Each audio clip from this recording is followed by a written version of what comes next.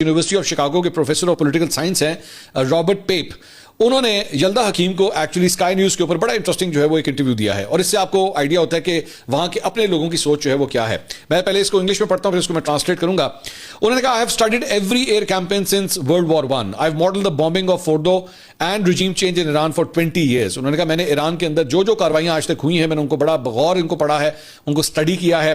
उन्होंने कहा कि 10 days ago I started on subtract the escalation trap because I worry exactly watching model being built to fall into escalation trap, and that's what happened. We are now in the trap of escalation or smart bomb trap, to be more precise, with the illusion of 100% tactical success which is real. The bombs blowing up is real. उन्होंने कहा, मैंने जो मौजूदा इस वक्त एक कशीदगी चल रही है, मैंने इसके हवाले से भी जो है वो एक प्रेडिक्शन बनाई है, एक मॉडल बनाया है। आगे कहते हैं कि जी, it creates the illusion of control and that is the smart bomb trap and that's what has gripped us right now and the problem is once we drop those bombs and once we announce regime change is our goal and we have no other tools this. उन्होंने कहा कि अब हमने जो है वो ऐलान भी कर दिया हुआ है कि जनाब हम ईरान के अंदर जो है वो रिजीम को चेंज करना चाहते हैं और साथ ही साथ हम इनके ऊपर बम, पहले हम धमकियां लगाते थे, उसके बाद हमने अब कर दिखाया कि हमने बम गिरा दिए।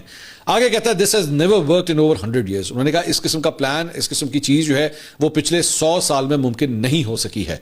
Trump is up against the weight of history here and it's the illusion of smart bombs being perfect in destroying the targets and the problem is where those bombs fall they inject the change politics and the target they inject nationalism in the society. उन्होंने कहा, ये जो आप बम गिरा रहे हैं ना, उससे ईरानियों के अंदर जो है वो आप सोचे भी ना कि वो किसी और को जो है हुक्मरानी का ओहदा देने के लिए तैयार हो जाएंगे जिसको आप पसंद करते हैं। बल्कि अगर उनके अंदर अपनी नेशनलिज्म, अपनी हुब्बुल वतनी, अपनी कौमियत अगर वो कहीं पे सो भी रही थी, इन बॉम्ब्स वगैरह के गिरने से जो आप और इजराइल जो गिरा रहे हैं उससे आपने उनकी कौमियत को और ज्यादा जगा दिया है। ईरानी जो है वो अब अपने झंडे तले सबके सब एक होना शुरू हो गए हैं और जो चीज आप करने की कोशिश कर रहे हैं वो पिछले 100 साल में आज तक नहीं हो सकी है।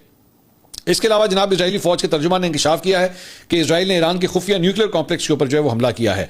इजरायली फौज के तर्जुमान ने मीडिया को एक बयान में इंकशाफ किया है कि इजराइल ने ईरान में खुफिया मंजादाई एटमी कॉम्प्लेक्स पर हमला किया है। उन्होंने वजाहत की कि जौहरी साइंसदानों का एक ग्रुप साइट के अंदर खुफिया तौर पर काम कर रहा था जो जौहरी हथियारों के निजाम का एक मरकजी जुज तैयार करने में मसरूफ था। इजरायली हमले ने ईरान को जौहरी हथियारों को तैयार करने की सलाहियत के एक बुनियादी जुज से महरूम कर दिया है। अब ये दोबारा ये इजरायली मीडिया का दावा है कि जनाब हमने इस तरह का एक बड़ा हमला जो है वो किया है।